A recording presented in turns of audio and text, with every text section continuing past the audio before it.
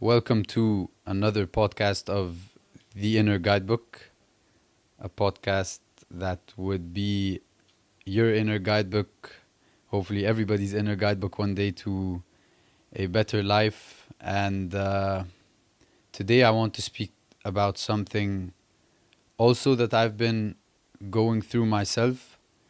It's something I'm going through right now in my life as we speak. It's something that I'm going through now, just feeling those emotions, feeling those experiences. And I felt like it's something that I should share and it's something that I should talk about because going through it and picking up so much from it and learning a lot in it, I want to share those experiences. And I think many more people or I think a lot more people are going through that phase in their life or have went through or will go through that phase in their life where maybe you could look back on this podcast, listen to it, watch it and relate. We've spoken about the emotions of the journey. We've spoken about embracing change in your life and in the journey. And now what I'm about to speak about is something that will mix both of them and you'll use both of them, and that's the changes in momentum of the journey. So in this episode of the Inner Guidebook, we will speak about the momentum of the journey, the momentum of your own journey, chasing your goals, chasing your dreams, trying to achieve something. If it's a job interview, if it's even a relationship, or if it's even a self-recovery process, if you're going through something personal and you have those changes in momentum where everything was going so great, everything was going so smooth, you were on that incline, you were on that positive, incline into getting everything together, controlling everything, and all of a sudden you get that dip in momentum. You get that dip in momentum all of a sudden, and now you're questioning your progress, you're questioning yourself, you're even questioning your future and questioning some stuff that you did in your past that's led up to your present and that might affect your future. The first point I want to speak about in those changes in momentum is that failure is the best teacher. When we get those dips in momentum, we need to always remind ourselves that failure really is the best teacher. It might be the most painful, but pain is also the best teacher. What gets us to our highest levels of success is really our lowest levels of failure. That's what gets us there. We get to our highest levels of success after we've reached our lowest levels of failure. And I always need to remind myself, and I always had to remind myself going through what I'm going through now, is that I need those lows not only to get to the highs, but to start enjoying the highs again. I need those lows to get back to the highs. Looking forward to getting back to that high and wanting to get back to that high, we'll go through a lot of self-doubt. We'll go through a lot of fear, anger, anxiety, all of it. But we really need to remind ourselves of the lows that we've went through and how we've went through those lows before reaching the highs that we've now lost. But we've went through that process before. We've went through that process of going through lows to begin with, trying to build from ground up to get to that high you want. Believe it or not, it's actually easy to get through the bad times. What's harder is to get through the lesson. So it's easy to get through the bad times, the hard times, the difficult times. What's really hard, what's a lot harder, is to get through the lesson from these difficult times. You've really learned the lesson when you use it to learn another at a different phase in your life. That's when you use the lesson you've went through. That's when you realize you've actually learned from the lessons you've went through in the difficult time periods of your life. When you use them for another time at a different phase in your life, when you use those lessons learned, that's when you know you've actually then and only then gotten through a difficult time in your life, gotten through that phase. Not because you've gotten through the emotions of a hard and difficult time in your life, it doesn't mean that you've gotten through those lessons. And only then, when you use the lessons you've learned in another phase, is when you realize that you've actually gotten through that phase completely. Use your previous dips and momentum to get through the current dips and momentum.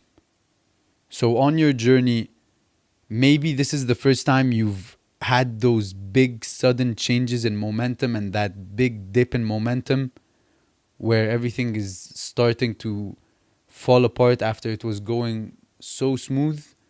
Maybe this is the first time you go through it in this specific journey, trying to achieve this specific goal or recover in this specific aspect in your life.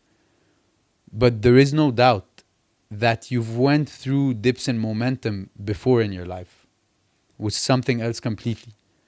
Try to look for that. Try to search for that time. Try to look for those lessons that you've learned during those times to get you through that dip in momentum that you're in now. Because you've been through a low before in your life.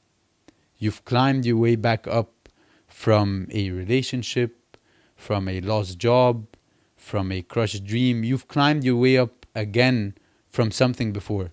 So whatever dip in momentum you're going through now, use those previous dips in momentum to get through that one. I always like to say, and I always like to remind myself, when I'm met with those sudden rush of emotions of the fear, the anxiety, the doubt, those sudden rush of emotions are a lot harder to control. But I have to calm down, and we always have to remember that it's the falls that meet us suddenly that hurt the most, but are really the ones that teach us the best. So it's the falls that meet us suddenly, that hurt the most, that are the hardest to control, but they are also the ones that teach us the best. And that's what will take me to my next point is, although those dips in momentum, those changes in momentum, those falls come suddenly, they also come with something that you alone, without those dips in momentum, can't control. And it's something that if you think about it with a change in perspective, with a different perspective, you'll really enjoy. It sounds crazy, but you'll really eventually enjoy those dips in momentum. You'll need them. And that thing that those sudden dips in momentum brings is that it slows time down. We can't control time. We can't rush time. We can't slow it down. But the only thing that really slows time down is those dips in momentum, those changes in momentum. And when we look at it with a different perspective, we then start enjoying not only what we're going through in that dip in momentum, but we even start enjoying what we've went through before. And it teaches us so well to enjoy those moments that we start enjoying whatever we will go through after. When time slows down, we sometimes reminisce. We look back at everything we've went through, we've experienced, and we realize that when everything is going well, we sometimes forget to enjoy it. So when everything is going well, when everything is going too well, we sometimes forget to really enjoy it, to really live in that moment. Because when everything is going so well and when everything is going too smooth, sometimes the size of the occasion gets us to forget to live in the moment of the occasion itself. We want to enjoy what we will come after once we realize how when time slows down, we start enjoying what has passed before. And we even start enjoying what we're going through now. So when time slows down, we realize that we've always been chasing enjoying what will come after. When we let the size of the occasion, the size of the present occasion get to us, we don't enjoy it in the moment, and we're always looking for what's going to come after, what we're going to enjoy after. So we want to enjoy what will come after, and when after comes, we don't enjoy it because we've already moved on to what's even after that. So we're always looking for more. We're always looking to enjoy and experience more, and sometimes that means experiencing what will come after, because when everything is going smooth, when everything is going well, whatever is going to come after you think is going to be better. So you keep looking forward to what's going to be after, and when you keep looking forward to what's going to come after, you don't enjoy the journey to reaching where you are now, to reaching to the experience you are living in now. And those stops and dips in momentum force us to slow down. It forces time to slow down. And when time slows down, we don't only start enjoying what we've done, we don't only start enjoying how far we've come, but we start enjoying how far we will go and the journey leading to how far we will reach. We start enjoying everything, past, present, and we call for ourselves to enjoy the future. We then start also enjoying what we're going through now. We start enjoying the low, that dip in momentum that we're going through now, because we start getting motivation to build everything up again, because we want to experience, we want to properly experience those emotions and those moments that we are going to go through later on.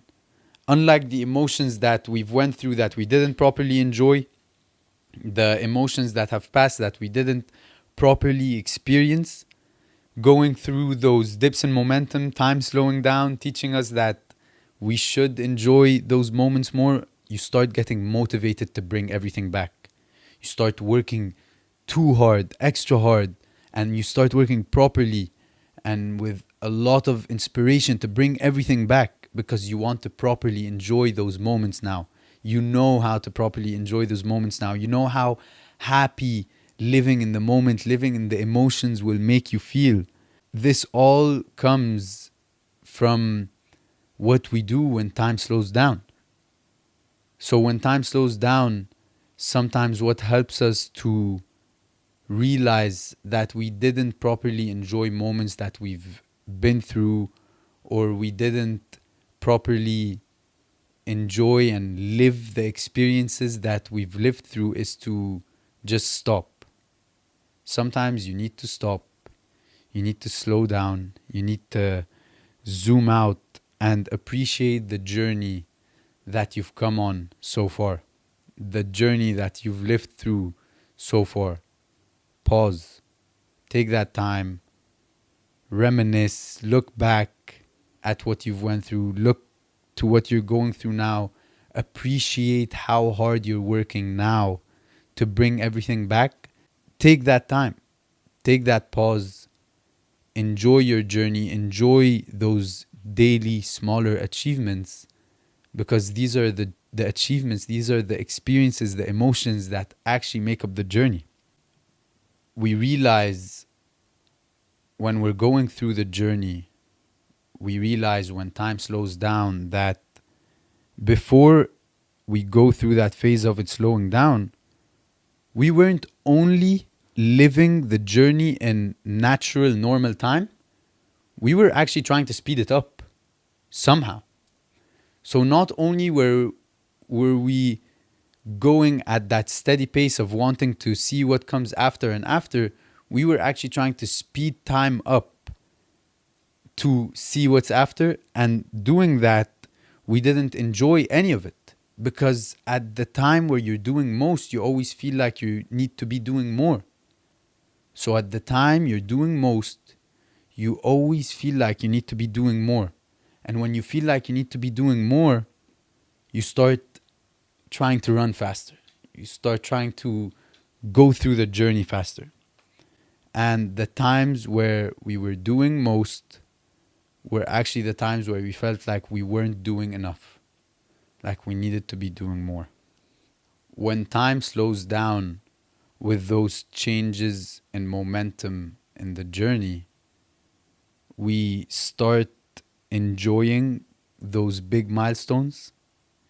We start to experience emotions, but rather than trying to experience them and live through those emotions when we reminisce about them after they have gone, we now learn to appreciate them in the moment with those tools of stopping, zooming out, appreciating the journey, and not waiting for the dip in momentum and the changes in momentum to make us live those moments. We kind of learn how to control our own momentum. And knowing that sometimes when you stop, it doesn't mean you're slowing down. Sometimes stopping in the journey is actually the best way to speed it up, to properly speed it up while enjoying every experience, every emotion that you will go through. So ask yourself this: how much better will the journey be once you start enjoying those experiences and those emotions at the time you go through them?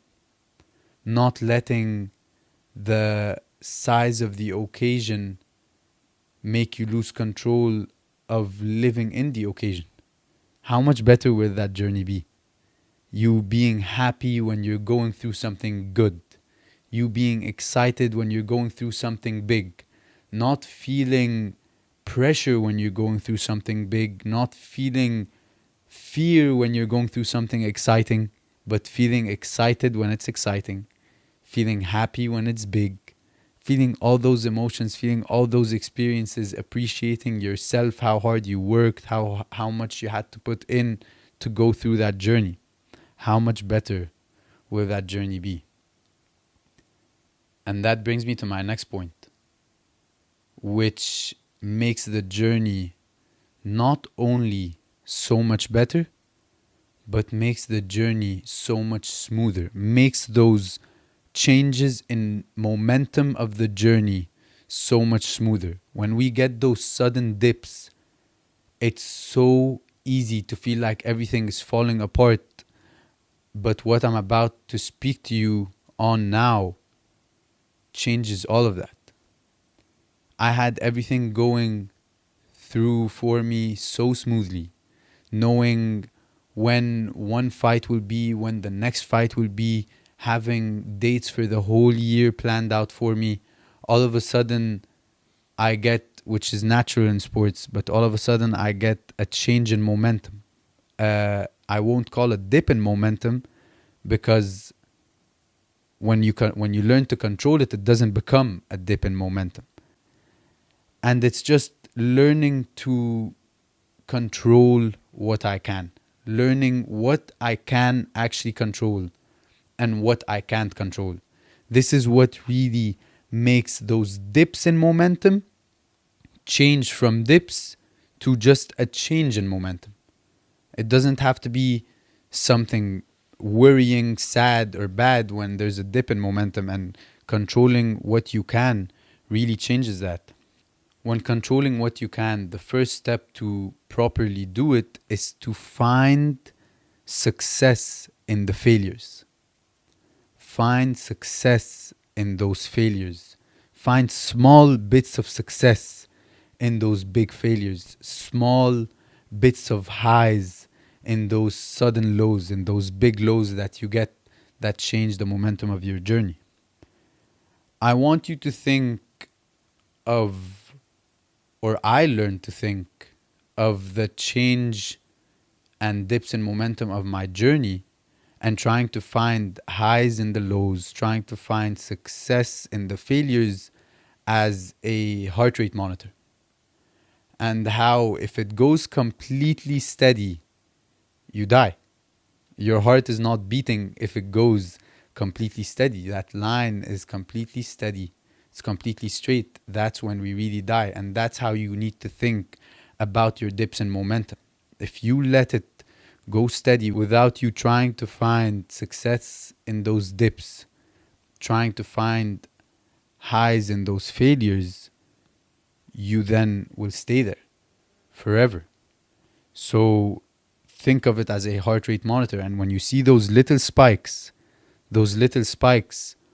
are those small successes in failures, and are those small highs and the lows, those spikes that keep the heart rate monitor going, that keep your heart going. That's what's going to keep you going in your dips and changes in momentum. When you keep those spikes going, when you keep finding the success, when you keep finding the highs, regardless of the change and dips and momentum of your journey, you can't control when you come back, but you control if you are ready and able to come back. So when someone's heart rate monitor is beeping, but they're in a coma, we don't know when they are about to come back. But we at least know they're alive to come back. We know that they will be ready to come back. Eventually they will be good to come back, and eventually they will come back.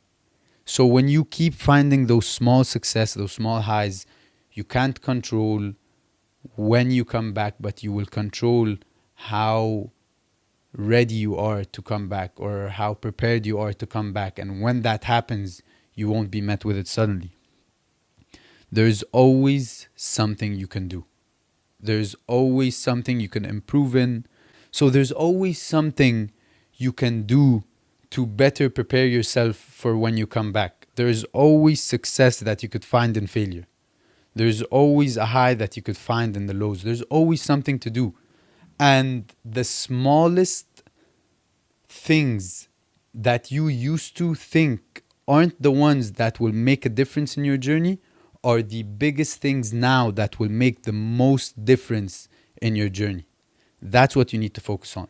You now need to focus on the stuff that you thought before you don't need to focus on.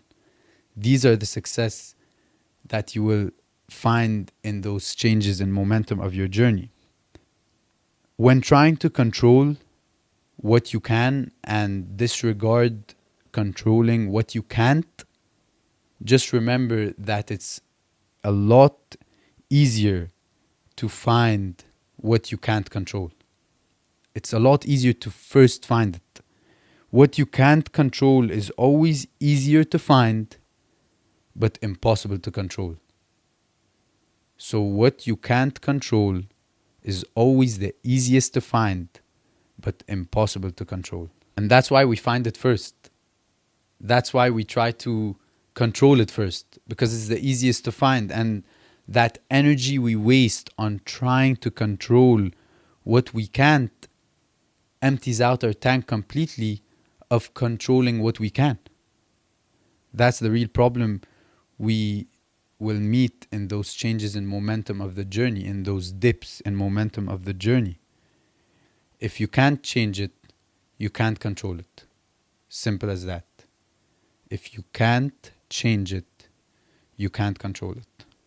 This is where I want to introduce a theory that I've learned in the time of my life that I'm going through now, in that change in momentum of my life that I'm going through now with my fighting schedule, with my training schedule.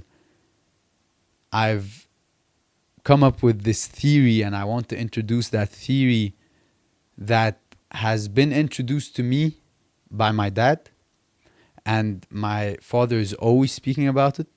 He's always stressing me about it. And not only that, but I've found so much peace practicing it. And so I've come up with this theory that's called the time traveler theory. The time traveler theory. And the theory is really in the name. If you can't be in that time, you can't control it. If you are not in that time, don't bother to control it. So if you can't be in the time in whatever you are trying to control, you can't control it.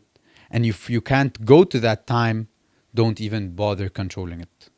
I really had to go through and completely practice the time traveler theory when I found myself becoming extra anxious about doing things that I will have to do in the future and how they will make me feel, or how I think and assume they will make me feel when I do those specific things that I'm expecting myself to do in the future. So I'm anxious about when you're sitting and you find yourself waking up one day and you're just extra anxious that day. You're extra stressed that day. If you just wake up with that emotion, and that happens to a lot of us, especially in the dips in the momentum of the journey, in the changes of the journey's momentum, you will go through those days where you are just going to be anxious from the minute you wake up. When that happens, you are not anxious about the present. You are not anxious about the emotions that you are going to go through in your present. And that's what I really had to go through. And that's where I really had to practice the time traveler theory, where I was anxious about the future and how I think it will make me feel. So when you find yourself anxious about something that you're expected to do, how it's going to make you feel, or you're anxious about something that you've done before in the past and how that made you feel, stop and ask yourself this: do you have to time travel to change it? Or do you have to time travel to be sure of it and control it? If you have to time travel to change it or be sure of it, then you can't control it. If you have to time travel to change something you've done or make sure of something that you are going to do or you are going to feel, then you absolutely can't control it. And that's the time traveler theory. Positive affirmation. In those changes and dips in the momentum of the journey, positive affirmation is too important. It's not so important, it's not important, it's too important to kind of live in a zone outside of the zone you will try to be pushed into. You will try to be pushed into a zone from so many other people, from so many other things that will push you into that negative zone where you are going to feel there is no positivity there. There is no way to change there. There is no way to find success and failure there. There is no way to find highs and lows there. You will be pushed into that zone by naysayers, by doubt, by stress, by anxiety. But positive affirmation, self-positive affirmation is so important, because you will learn in the dips in momentum of the journey and those sudden changes in momentum of the journey, you will learn that the only person that will get you out of it is you. You can get out of the changes in momentum and the dips in momentum physically, but if you don't learn how to control your own emotions in those moments, you will never get out of it mentally. You'll never get out of it mentally. Even if you're out of it physically, you'll always live worried. You'll always live with a pessimist mind. You'll always live in a negative zone. So learn how to control your own mindset and emotions, and positive affirmation is so important to do that. Trying to force control over what you can't change makes it harder to stay positive. So trying to force control over what you can't change makes it a lot harder to stay positive. So always remember, always practice the time traveler theory. And it's important to remember that hope comes from chance. When there's no chance, there's no hope. And when there's no hope, there's no will. So trying to force control over what we can't change will give us zero chance, zero hope, and zero will to find positive affirmation, to try to positively affirm ourselves, speak to ourselves, get us out of that zone. So don't expect to first identify what you can't control, then have hope and will. You first identify what you can control. You first identify what you can change, what you are able to manage. And when you first do that, when you first do the harder thing of disregarding what you can't control and introducing what you can control, then you will find hope and will. Hope and desire will be found through faith. Faith is what gives that hope, that desire. Even if you struggle to find what you can control, if you have faith, you will always have hope. And if you have hope, you will always have desire. That's what faith brings. And it's faith in a higher power, faith in your journey, faith in that you've made it before, faith in that you've seen it all before and you've done it once, you can do it again. Whatever you want to have faith in, whatever you believe in it. Whatever you have faith in it. Don't just say it, you really have to believe it. And how you think of yourself going through the journey will determine how well you carry yourself going through the journey. I've said this before, and I'll say it again.